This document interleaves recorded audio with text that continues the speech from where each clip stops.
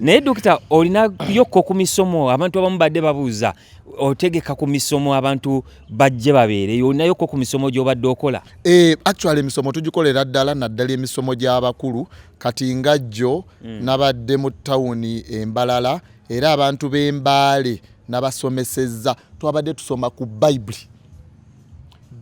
Bayibuli n'abayigirizwa baayo 18 abo musawo wangi emisomo egy'obulamu emisomo nga gino byotero tubuulira ebyobulamu ku ndwadde ez'enjawulo gy'emisomo gye njogerako olinayo ku misomo? Emisomo tuba najjo okubeera najjo gya bulamu kuba ne Bayibuli etugamba nti alikkiriza nze ge mazima ly'ekkubo era bwe bulamu.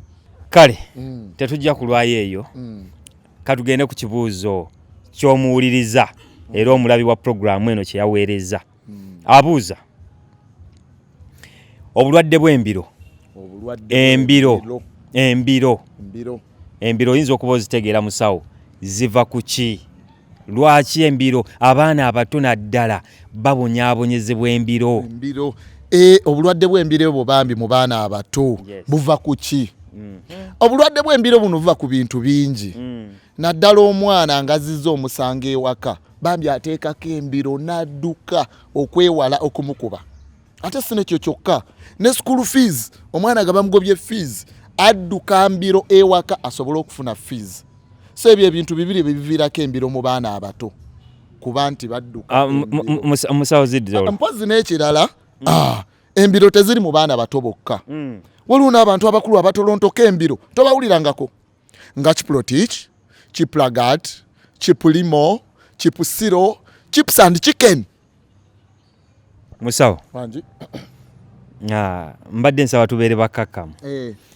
Twogera ku mbiro eziyinza okuleetera omuntu munda muli n'ayagala okugenda emmanju.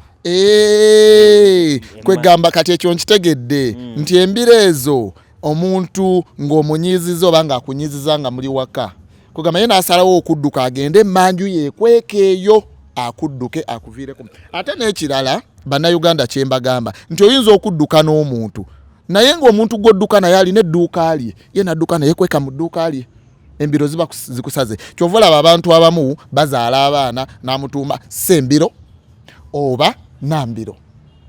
By the way nebaza n'abayimbi ba Uganda abamu batuyambyeko ku mbiro mu baana abato kati nga omuyimbi Munnaggwano Kenzo.